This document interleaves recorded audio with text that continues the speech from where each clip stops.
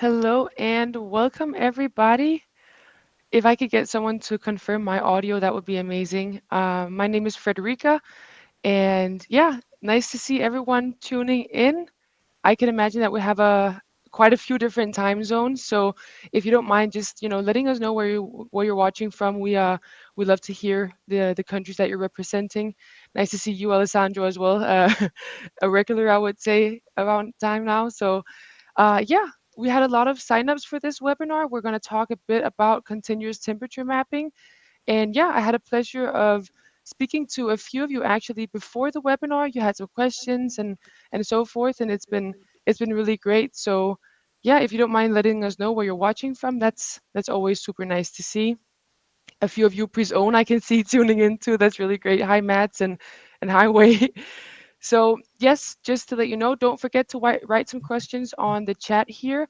The guys will take them, later on in the Q&A. But if there's something where I can send you some valuable educational content and so forth, I'll send some stuff over. So yeah, and don't forget on that note to download the downloadables that we have as well. I'll make sure to send over some stuff after the webinar as well. So keep an eye out for that. But otherwise, I'll be on the chat and looking forward to answering some questions as well.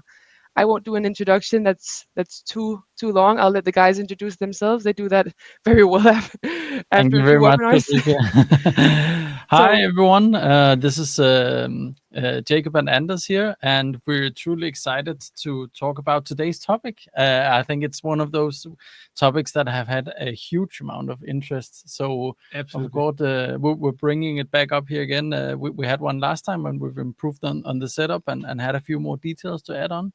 So, it's going to be truly exciting to talk about today. But first of all, who are we? I have with me Anders, who's our VP commercial here. You talk to almost all of our customers, I would say, at least a lot of them. Yeah, it's You have a pretty good, close. Yeah. you have a good sense of what's going on out there, what's being searched on, what's being requested by all of our customers, and I think you have a few more words on that later in the slides. And my name is Jakob, and I'm the head of quality or chief quality officer here at Eupry. So my main responsibilities are within mapping, calibration, and quality management systems. Um, so we get a lot of feedback from our customers when they audit us as well. I can see Tony, thank you for last. We had a great audit last time, and a lot of other customers and all of the industry knowledge as well. And that's what we're bringing forward today. It's going to be a mixture of both some of the foundations from the guidelines and the regulations, as well as a lot of the experiences we've had with customers and also customers being audited by governmental bodies and by their customers out in the field. Some of those in relation to today's topic, which is continuous temperature mapping, a truly interesting topic. But first of all, Anders, why can we talk about this? Why is it even interesting? Yeah, good point. Just a quick overview of who we are and quite humbly a little bit of our footprint in this beautiful industry right here. The top is what most of you will recognize as the accreditations that's a license to play in our industry here. In short, Eupry has been around since 2014. We're live in more than 50 countries at the moment, across 6,000 locations. We have, I think this says 25,000. It's eligible for an update. It's going quite fast in terms of data loggers out there. And we do a little more than 4 billion measurements annually. And best guess is we're probably Europe's third largest calibration laboratory at the moment, based off our annual calibrations. And then a few of the logos we are very fortunate to play around with every day. And looking through the attendance list, I can see quite a few of you actually are represented here today. So nice to meet you on this virtual sense as well. I'll try to spend like 15 seconds more on just like the context here. But like Jakob said, I'll try and represent a little bit of the customer side here and what we see from the market in terms of the dialogues out there right now. They are more than dialogues, I would say. It's projects happening in the continuous temperature mapping space.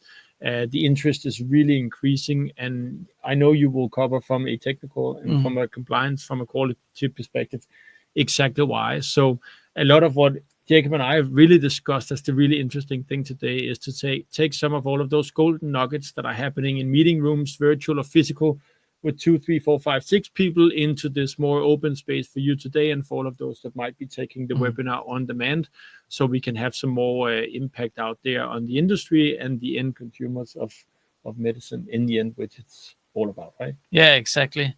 And by the way, if you have any questions along this webinar, please just put them in the chat and we'll try to answer them to the best of our abilities.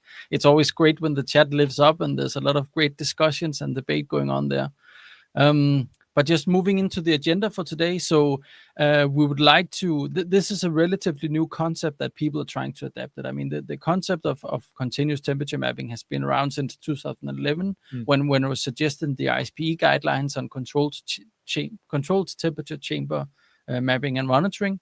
But no one has really started to implement this widely. We're seeing adaptation now. We have customers who are starting to adapt it, who are starting to be audited by governmental bodies, and it's being accepted.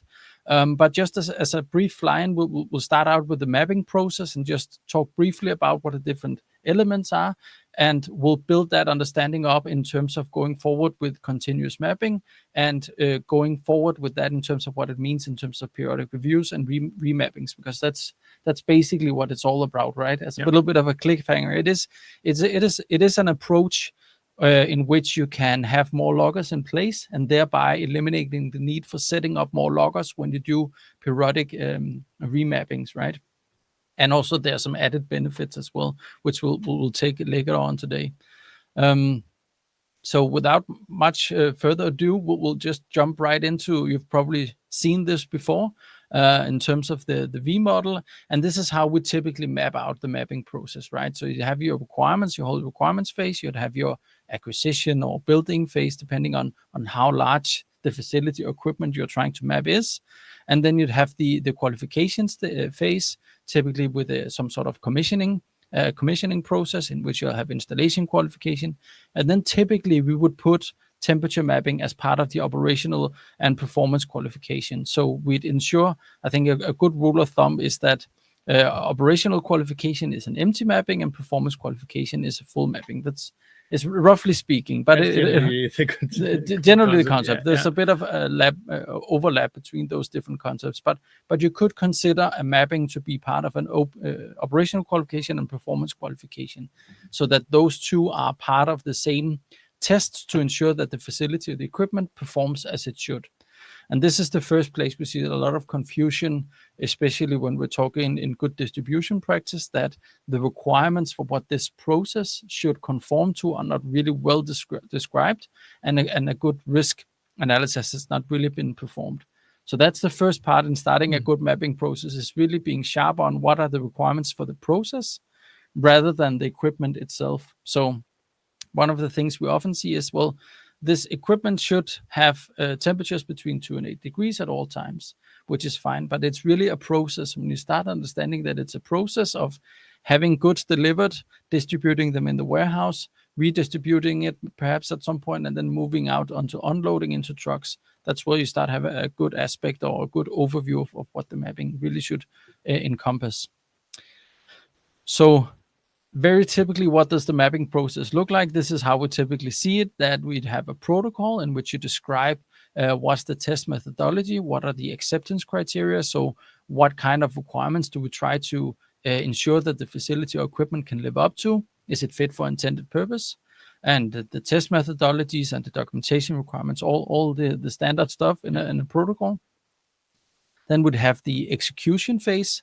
So often in the execution phase, we would set up loggers, we would document their positions, we would conduct our testing. And then when we're done with the testing, we'd take down the loggers and would gather all the data, which comes out in the report, in which we report on what we found. We'd do a data analysis, we'd gather if there's been any non-conformities along the way. And this is basically what we've tried to describe here in this depiction, right? Basically, the most important items for the protocol are to define the objectives. What is it we're trying to achieve with this study? You'd select the equipment. So which kind of data loggers would you require? What's the testing strategy? What's the testing methodology? So we'd have some requirements that we're trying to measure whether we're fit for those requirements, and with which method are we using in order to prove that. Then we have the execution. With site assessment, you might go on site visit, so to see that it's actually as per the protocol.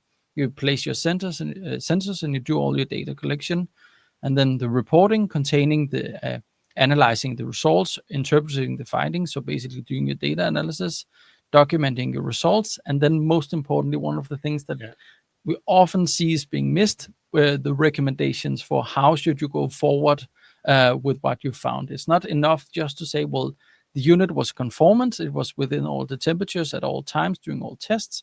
You also need to recommend where to place the monitoring sensors going forward for a constant monitoring setup. And that's a little bit of a teaser going into what we're going to talk about later on today, why in which points continuous temperature mapping is different, because it's not all that much actually.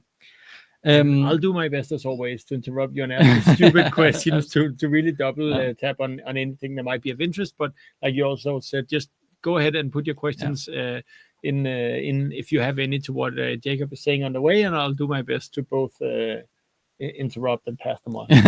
Surely. So basically looking at a long term, if we zoom out a bit, how does a typical mapping look for a facility for a long in a long-term perspective? So often you would have some set of requirements, either based on the process you currently have or the one for the requirements for the process you are going to have. You'd have a building phase, typically, in which you either purchase or build the facility or the equipment. Then you'd have a mapping, and then you'd have a long operational phase. So typically, or hopefully, your operational phase should be much longer than your building and requirements phase and your whole commissioning phase. So on top of that, as well as we're going to deep dive into a bit, you would need, and that's pretty clear from the guidelines and regulations, that you need to do some sort of review. So analyzing on the results and the performance of your equipment or your facility, typically once per year, and depending on what the results are of those reviews, you wouldn't need to do a remapping. So in practice, that means that once every year, what we typically see is a good solution, that once a year you go through all your performance indicators. So have there been any large changes to the setup? Has there been any changes to how you operate the facility? Is there a lot of alarms? Do we have service on the equipment? Has anything been worn out? It can be very technical, like looking at the sealant in a fridge, for example. And depending on on the outcome of looking at all those different factors, would you need to do a remapping of the facility or the equipment? And this is the traditional approach going back. And then a frequent question is, where do we place our loggers? And that's also something we've had a webinar on specifically. If you go to eupry.com/webinars, you can find all of the previous ones on demand ready for you. And we have some where Jakob actually deep dives into exactly this, like what height, how many, how do you follow WHO guidelines, all of that. So absolutely, we'll limit ourselves today, but the info is ready for you right out there. So I think just before we really get started on some of the more deep dive stuff, it would actually be great to hear what your experience is with the continuous temperature mapping. So I've just put a poll out there, and I'll just put up the results. The results are anonymous, so you're free to answer. Absolutely. Okay, so it seems like a lot of people have little or no knowledge about it, and we've actually have some who had already applied the framework. And this seems like a pretty even distribution. So that is also typically the case. This is a relatively new thing that people are starting to employ. It has some great benefits, but of course, with everything new in this industry, it has some adaptation rate. Great. So I'm just going to leave this to the side here, and then we'll get back to it in just a short while.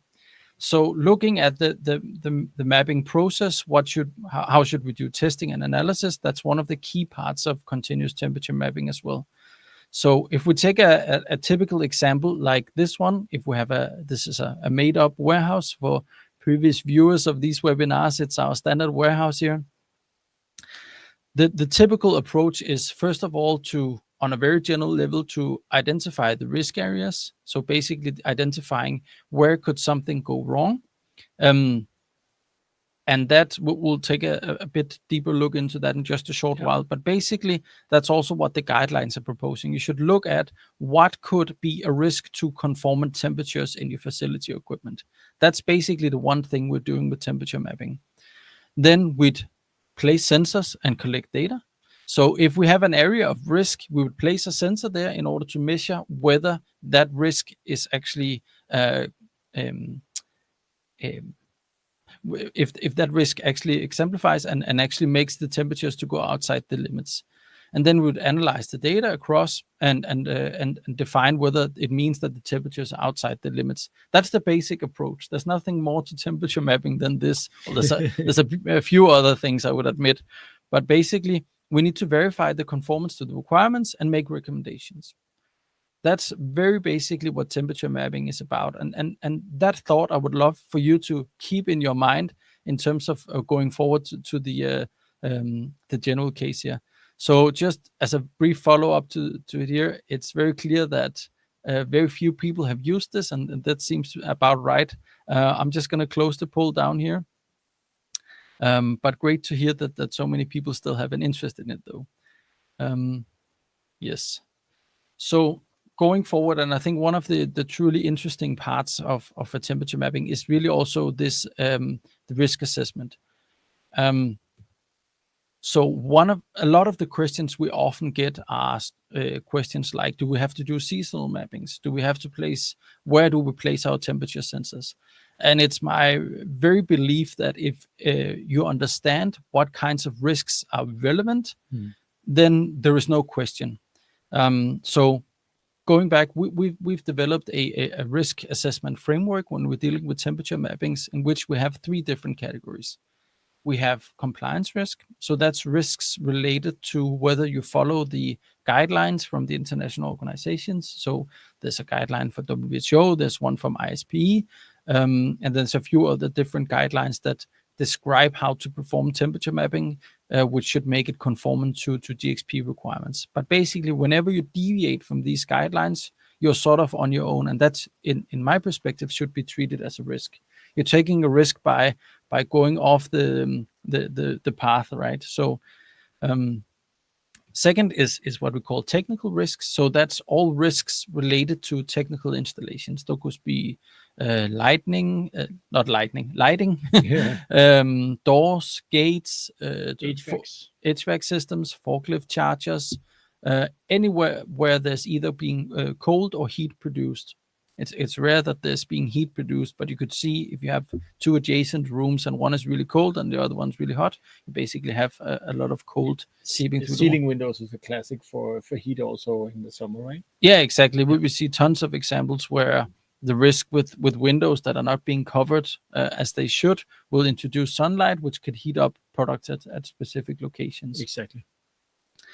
And the last one being operational risk. So whenever you operate, if it's a large warehouse, as an example, you would have people going in and out. You would have places where you offload goods on a dock, and then you'd have them placed around, and you have different paths throughout the warehouse, which also means that you have transport of temperatures that might not be within the acceptable range.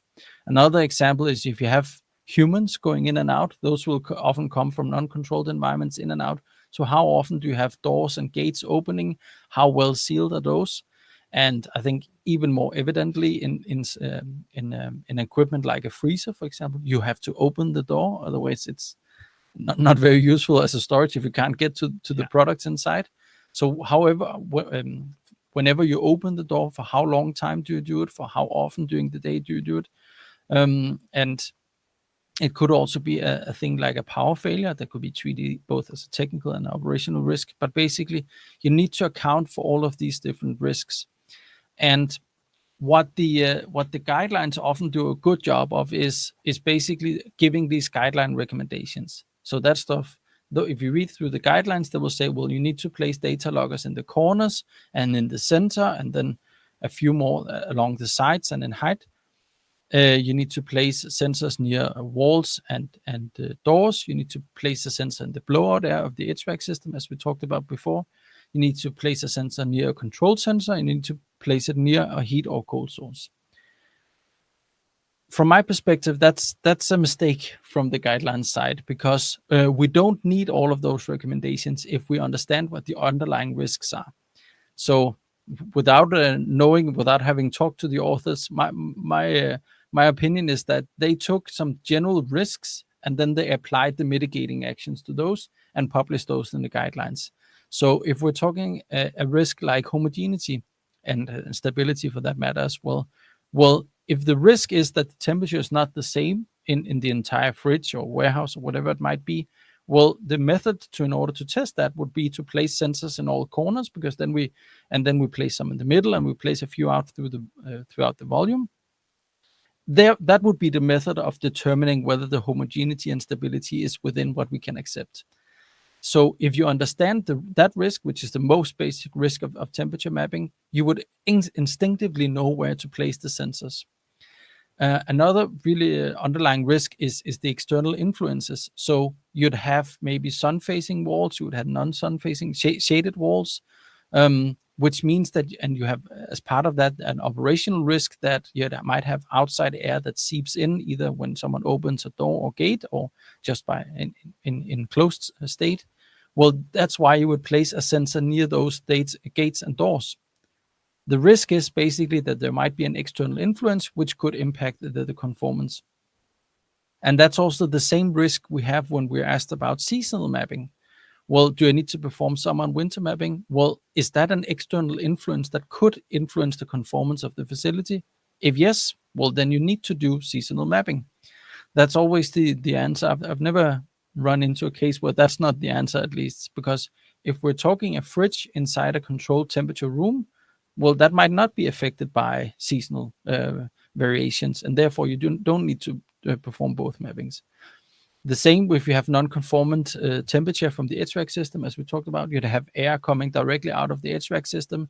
That air might be colder or warmer than what the acceptable range. And if that air hits a piece of product, then that product will be at a different temperature than what's acceptable.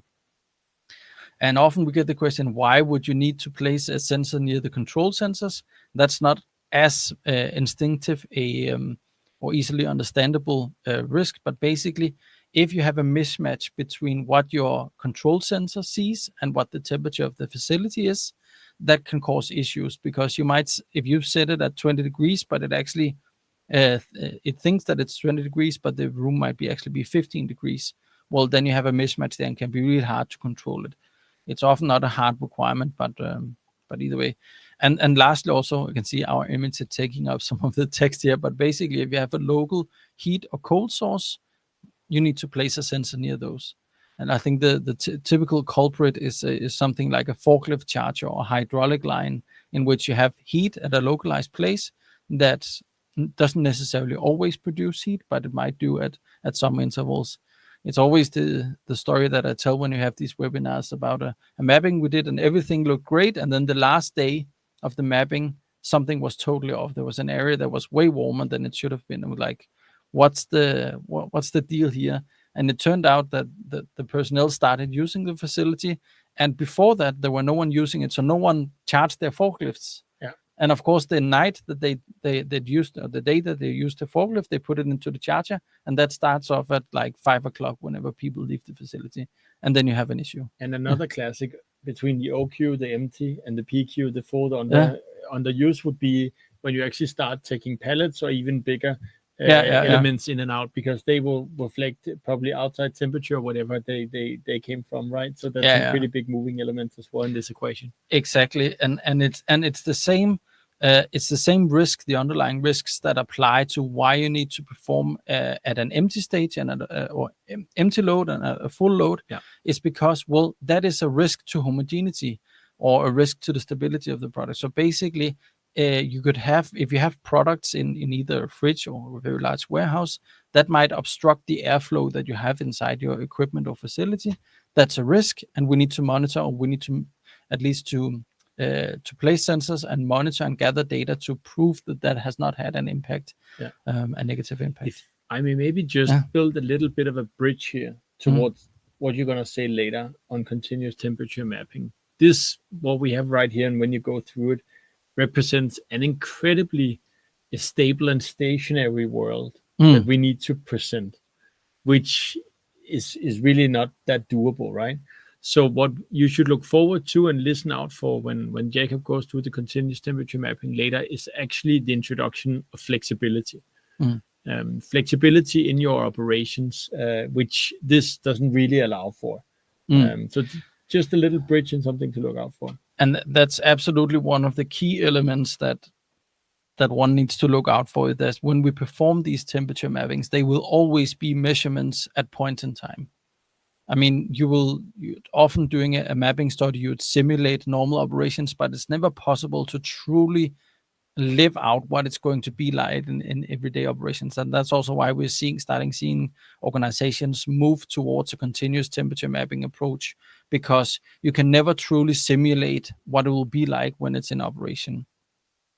But just at a quick point, just to make it a little bit more practical, what are some of the risk zones we look at? So in this drawing, we'd have some of the risk zones that you would typically identify. So you have the blowout air from the HVAC system, you have doors and gates, you had unloading and loading, you would have forklift charges. It could all be all sorts of different items. And one of the key elements here is also that you need to monitor or map in all of the map and monitor in all of the areas that are going to be in your operation. So there's a question already here. Thank you very much. USP mentioned about temperature mapping in general chapter. WOTRS also specified guidelines for temperature mapping. Which one is preferable to compliant with EU GMP? Why, and in general warehouse, is there any specification regarding relative humidity besides temperature? So I would say in general, we lean towards the ISPE guideline, and I think Frederica can put a link to that in the chat. But basically, the ISPE guideline on controlled temperature mapping and monitoring is what we lean for. It's the most comprehensible one. It's also the one that mentions continuous temperature mapping as part of the guideline. The WHO guideline is great. It's all right, but I think in my personal opinion, it's due for an update.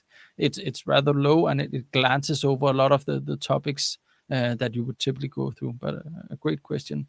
And then regarding relative humidity, there are not any general relative humidity requirements because it's so dependent on product. Often what we see is that the requirement is to be below 80%.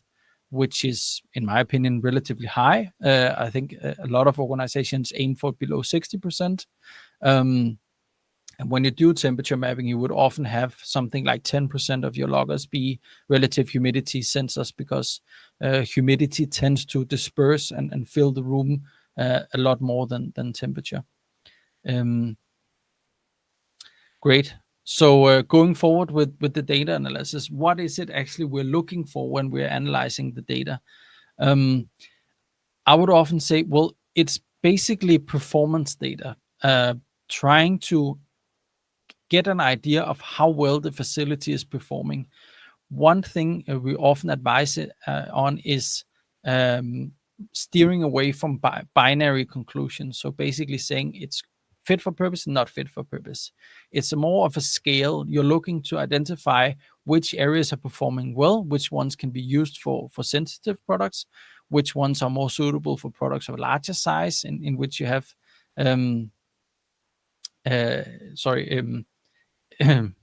got out of it here, sorry.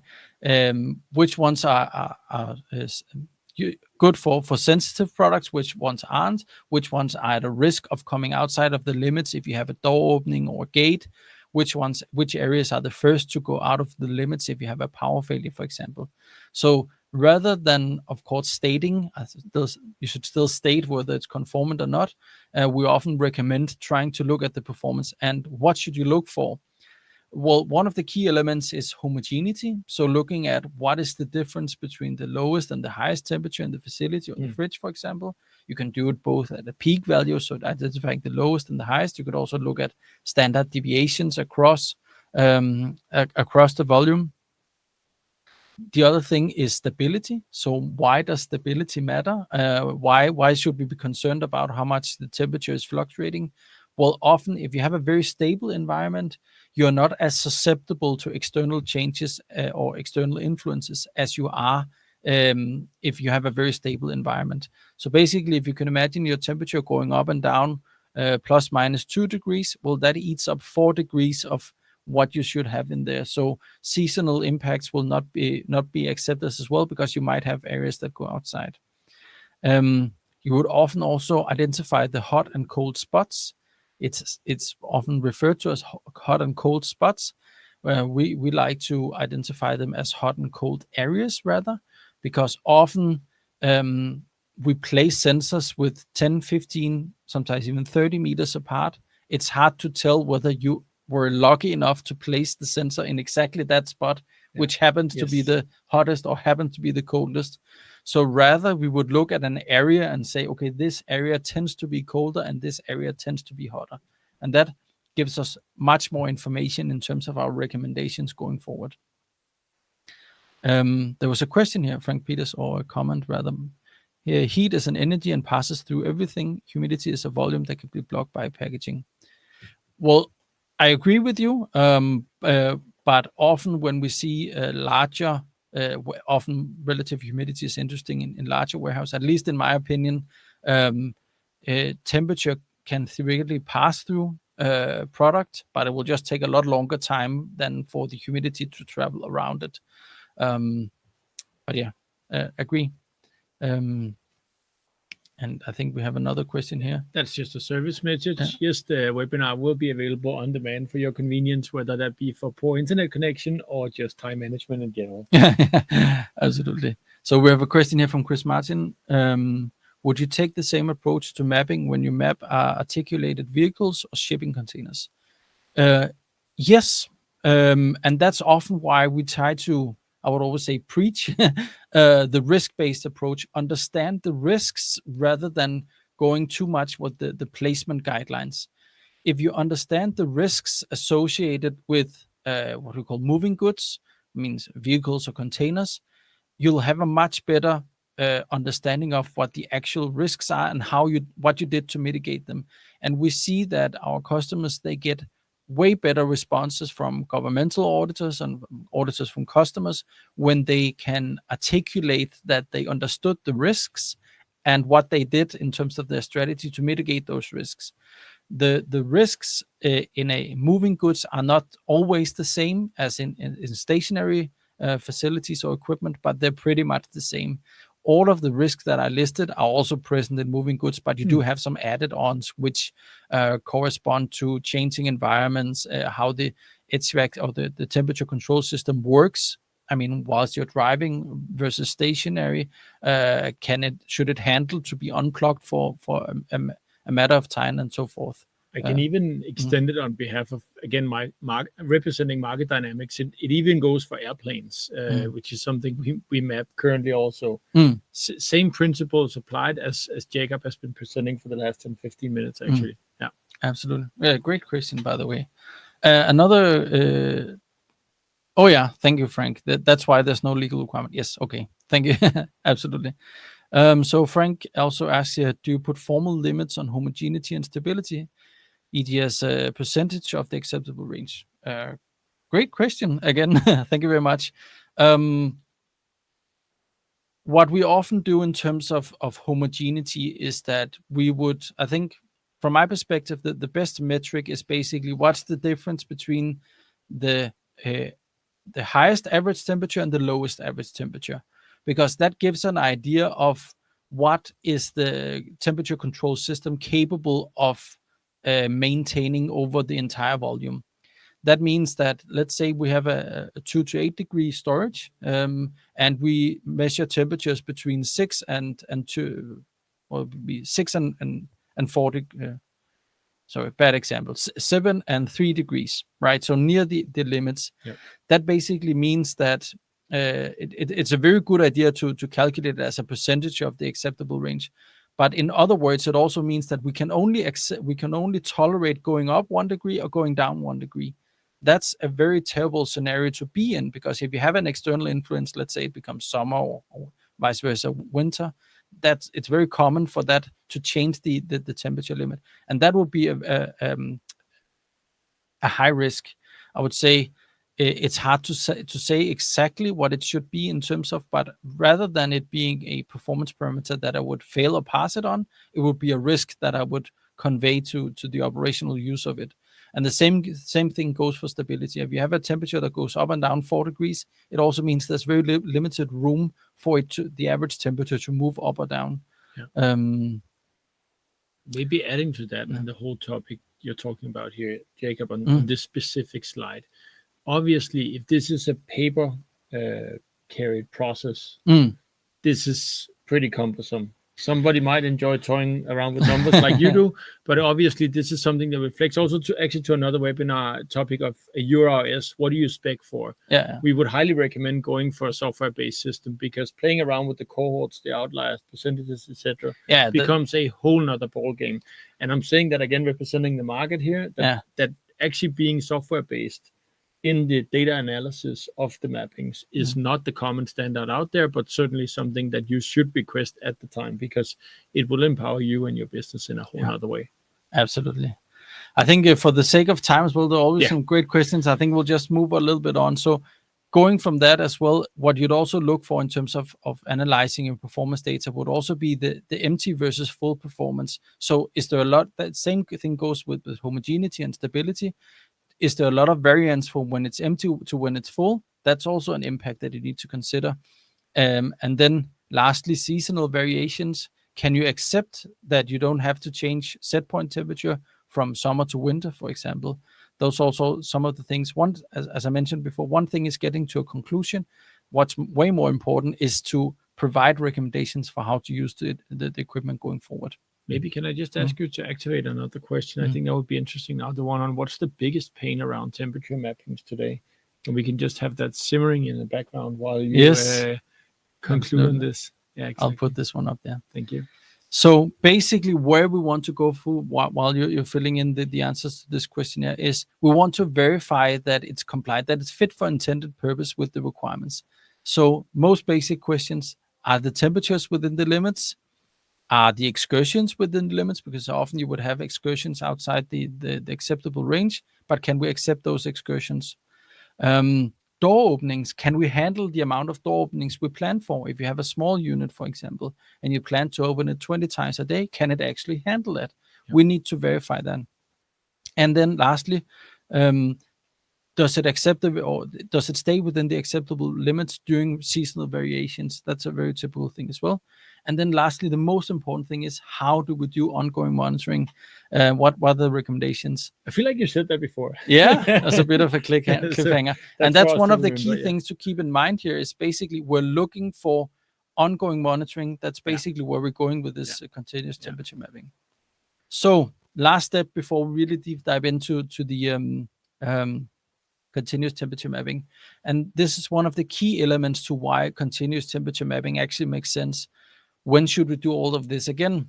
So it's very clear from the guidelines, both from the ISP good practice guides and from WHO and the USP, that you need to perform remappings, just like any other type of equipment. Yeah. You should periodically assess to determine the need for revalidation or remapping. Very clear. And how do you do this? Well, if you remember this slide from before, we have our initial phase, then we have our operations, and then we need to do this review or remapping along the way. So typically what you would look for when going through this, and typically we see this being something like every year, have you changed your process or use of the equipment? If you mapped it for one use and you've started to change the use, and often we see it being, it's just a minor change, minor change. Well, at the end, it might compound to something that actually has real impact on how the system is performing. Do we see an increase in the number of alarms? I mean, that's a typical indicator that something is about to go wrong. And it could be because the equipment or the temperature control system might have started to degrade over time. Has there been any maintenance and repairs? Are there a lot of core elements to the system that have been changed? We see it often in relation to having to switch condensators or maybe even go for a more environmentally friendly temperature control system. You would have to perform temperature mapping. Yeah. The most important thing is, of course, that you do this as a fixed frequency and event-based. One of the things we often see as well is saying, oh, we've changed this major thing, but it's 6 months before we need to do another review. During any major changes or events, and on a fixed frequency. That is when you need to do your review, and based off that, determine whether you need to do a remapping. Let's just, before we move forward here, go through the biggest pain points around temperature mapping today. So the largest one seems to be lack of internal staff, inconsistent processes, uncertainty about compliance, and allocating time for conducting mappings. Well, I've got some great news for you. A lot of those are related to continuous temperature mapping. So I think without much further ado, we'll move forward here. Probably explains why it's why this is sought after solution at the moment. Yeah, absolutely. So very quickly touching base on how do you perform this remapping? What is the test method? So first of all, we would often employ fewer sensors than we would at our initial mapping. Often because you have a certain level of confidence in how the equipment is performing. So you can often get away with this is a little bit exaggerated with the image here, but I hope you understand the concept. And you would look at the same indicators as last time. What is the stability of the temperature? What is the homogeneity of the temperature? Has any of the hot and cold spots / areas moved around? Because often that could indicate degradations of certain parts of a warehouse. I often like to talk about a warehouse because it's big enough that you can conceptualize, walking around it. But the same thing goes for incubators, fridges, freezers, whatever it might be. And then lastly, often we see it based on real usage. So you might have an initial phase where you do initial mapping, but then the remappings would be performed while the unit is in operation. Yeah. And that's basically where we get to now. So just starting out with the initial mapping, just to explain, there are basically two strategies. First one would be, and this is in a case where summer and winter wear mapping are necessary. Yeah. You would often perform a summer mapping, then you'd wait half a year and then do a winter mapping. And once those two reports are in place and they're all signed and approved, we would go into operation. This is, of course, rather inefficient. And that's also why we're seeing that no one really does this anymore. The typical approach, which we call strategy B here, is actually to do your summer mapping, then have an increased amount of monitoring. So imagine you're doing a full mapping. You don't take down the sensors. You let them be until it's winter, and then you do your mapping. And you can actually start your operation right after the first summer mapping, because you have constant monitoring in all the places you would otherwise do during a mapping during operation. So if anything happens, you can react to it. So this has become the new industry standard. I would say that you start off, because waiting half a year is just efficient and there are really no true value added. So this is the first fly into constant temperature mapping, continuous temperature mapping. Sorry, there's a lot of continuous here. So this is the traditional approach, right? You have your mapping initially, which you have a large amount of loggers. Then you'd have a year. Let's say typically we see that you'd have to perform remapping once every 3 to 5 years, something like that. A lot of customers are starting to do it every year just to gain operational excellence. You would go out, place all your loggers again, you do your mapping during operational phase, and you take them down. And there's a lot of this recurring through time. So this is the traditional approach. You'd have the place all the loggers during the mapping here. The concept of continuous mapping is as simple as it looks here. So the whole idea is saying, well, we set up a lot of loggers during our initial mapping. What if we just didn't take them down? That's it. That's the whole concept here. So, of course, you take some of them. Ta-da. I hope we had a soundboard. In case you're out of coffee or anything like that, that was the highlight of the webinar. That's the one thing to remember. Just leave the loggers out there. Just take down a few of the loggers and keep as many loggers as you would otherwise have during a remapping and keep them in place. Yeah. So rather than having to go on site and place more loggers and take them down during these remapping periods, we'll just have them in place. And I think it's the only place I've seen in a guideline in which there's a financial discussion about why this makes sense. But basically, as it's stated in the ISP guidelines, this has not been done previously because there's been no financial benefit. So we're looking at having, let's say, 8 times as many loggers as you would otherwise have. But without going too salesy, that's one thing where in Eupry, we've made a model in which you can actually save on having more loggers because you don't need the people to go on site and perform these items. Isn't that right? Yeah, and then allow me to go a little bit more salesy, but just actually to consult the open question here. Okay, so what's the cost? How we usually break it down is over a 6-year period, you'll see around a 25% lower total cost of ownership. So 25% lower total cost of ownership over the course of a 6-year period. Introducing this model where we actually transition from having mapping as an event-based or on a fixed schedule, to a state, a constant. In which case, if anything changes in your circumstance, like Jakob went through, the use of the room, even if you have a, let's say, phased-in building process, that could be the same. So you actually don't have to remap from a phase 1, 2, and 3 when you extend a factory, either planned or because your business is now growing and you have to evolve. So a lower total cost of ownership, you can actually underline that. But then the quite obvious benefit here is then the increased number of measuring points, i.e. You're better on compliance and overall quality is better set. And then, like we talked about previously on the risk slide, there was not a lot of room for flexibility. Yeah. But in a setup like this, you actually bring back flexibility. So you now, as the quality responsible, can offer flexibility to the business because you can more or less do mapping as a 24-hour exercise. It's exactly. Exactly. And so this is typically what it looks like. This is a little bit exaggerated, but let's imagine you have an initial mapping with a lot of sensors. We'll basically just leave a lot of them behind.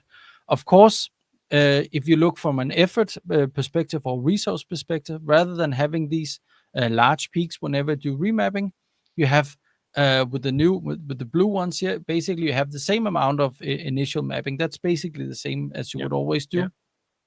But the remappings require much less effort because you'd basically just go in the system and gather the data for the last 2 weeks, for example.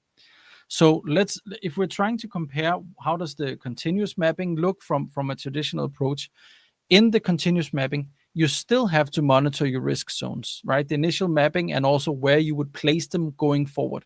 You still have to monitor the risk zones that you either found during the mapping exercise or that you identified in your protocol.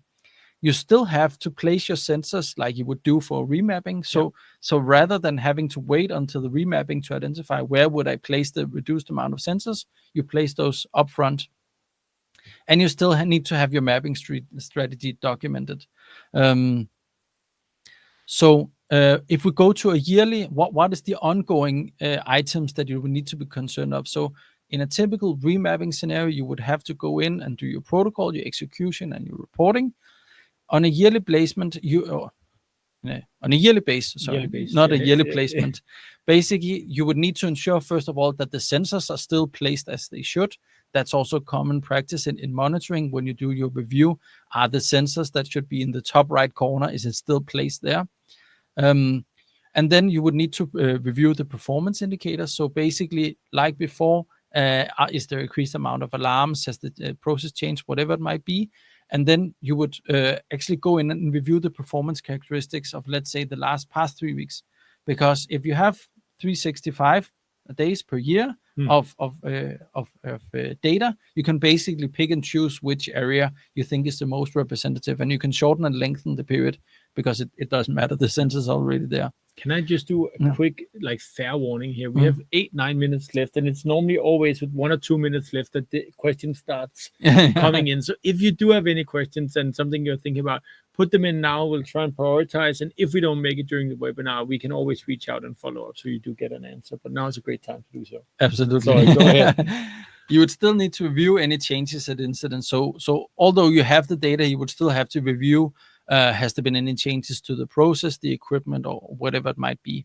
And then lastly, of course, as always, analyze tendencies as you would do in any other process in a GXP industry. And then, of course, report your findings and determine actions. I think that's pretty much as per usual. Just speaking very briefly about the benefits. First of all, there's the obvious reduced time of installation. You don't have any disruption to operations because the sensors are already in place. You don't need to stop down any operations in order to go and place the sensors. And as you mentioned, and as you have this ongoing assurance of performance. So when we talked about traditional temperature mapping being a snapshot in time, which has always been accepted, I think still will be accepted for a long time to come.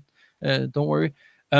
You would have an ongoing assurance. So we've had cases where they said, "Oh, can we do this change to the process?" I can't remember what it was, but basically, I think it was, "Can we have 10 more trucks per day?" Well, you can start, and then you would directly know whether that would be an issue. It has the benefit, of course, of reduced cost, and lastly, the minimum impact of operations because you don't need to do any changes. Yep. And lastly, what we're also seeing a lot is that having fewer vendors, because you don't need a vendor for the monitoring, you don't need to select and approve vendors for coming on site and performing these mappings every 2 or 3 years. So just very briefly, what it looks like, just to be totally sharp, you have your initial validation as you would always have, and then you would have a continuous monitoring and validation. So you place your loggers in your risk zones, and then you're pretty much done. You still have to. It's not a magical dust. It doesn't remove all work, but basically that's the concept. Yeah, just in time. So there's a few questions along the way. I think we'll just dive into some of them. So there's a question here whether we can hand out the ISP guideline. Unfortunately not. It's a copyrighted version and you would need to purchase it. I think it's something like $900 or something. They're getting expensive. There's another question here among USP, WHO, and ISP. Which one is preferred to follow to perform temperature mapping? So often I would always advise on using ISP. It's also, I think, the newest one. That's the one we've typically used, and it is very well founded, very detailed. So there's a question here from Bernard. What are the most common mistakes you see during temperature mapping and how Eupry Health avoids them? So the most common mistake I would say we see is often that you don't have control over your requirements. So basically having identified what is important to your process, and what we try to do is often ask for them, start the process so that an organization internally can start being very concrete on what the requirements are. And then there's a lot regarding to ensuring that you have a faster process. We, like other systems as well, have wireless equipment. So basically you can follow along, and typically within 24 hours, we can see whether a facility fails or passes. So we make recommendations as we go to ensure that the timeline is kept.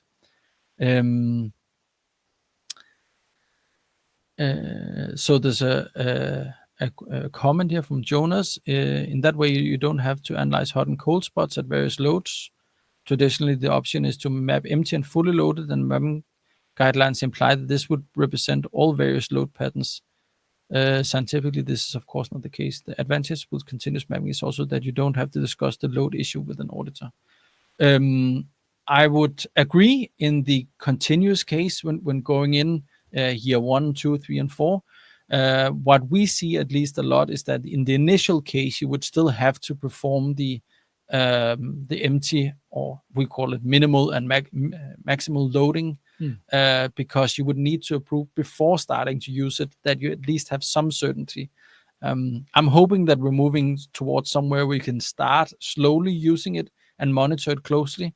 That might even be possible. We haven't really seen that, but good point. Yeah. We also have one from Chris Martin. Would you take the same approach to mapping when you map articulated vehicles? I think we already will do. Did we cover that? Yeah. Such a good question. We'll take it twice. No, there was a great question from Frank. Do you generate a formal report of the data of the previous monitoring period? So if I understand your question correctly, is what we see is that, let's say you've done the initial mapping with the protocols and the execution, the reporting, and then after a year, you would need to do your assessment again. Let's say you choose to do a mapping. We would actually recommend doing a formal report again. But if you have a template for this tends to be a very relatively easy task, because you would just go into the system, extract the data, and then that's pretty much it. But you still, I hope I conveyed that clearly, at least before, that you still need to have your approach explained. You still need to have your strategy mapped out. What is your test method?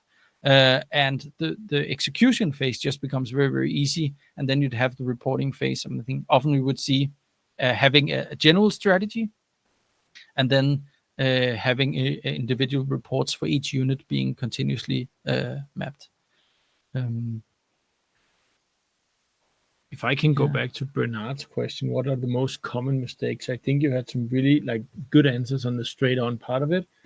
Another side of it is mistakes related to the things you don't know you could be asking about. Now you are on this webinar opening your horizon towards the idea of continuous mapping, and that's now something you can go out and start asking about getting into your business. That's one. But the other one I really want to underline is what Jakob said in terms of a lot of mappings today are still conducted end to end, even though deviations are happening on the way, quite simply because it's not happening real time, and hence you won't see it on the way. So spending a week or two conducting a full mapping only to discover that 1 or 2 days in you could have ended Yes, it, exactly. corrected it, and then restarted it. That's really, really expensive for the business. And one of the things we're also seeing is a lot more of our customers are striving towards operational excellence, Exactly. in which they want these parameters to be within the acceptable ranges at all times. Also because we're starting to see that our customers have started to drop in temperature loggers in the pallets, and trying to measure like at points whether they're actually within the limits. And in that case, you basically need ongoing mapping in order to ensure that it's still within limits. I think for the sake of time, we're actually in here. Sorry, there's still a few questions left, but we'll be sure to pick up on those. Thank you so much for attending this webinar. A ton of great questions and comments. Thank you so much. We hope it gave you something along the way. But other than that, thank you very much, and have a great evening or morning or wherever you're sitting in from. Yeah. Bye. Thanks for dialing in. Bye.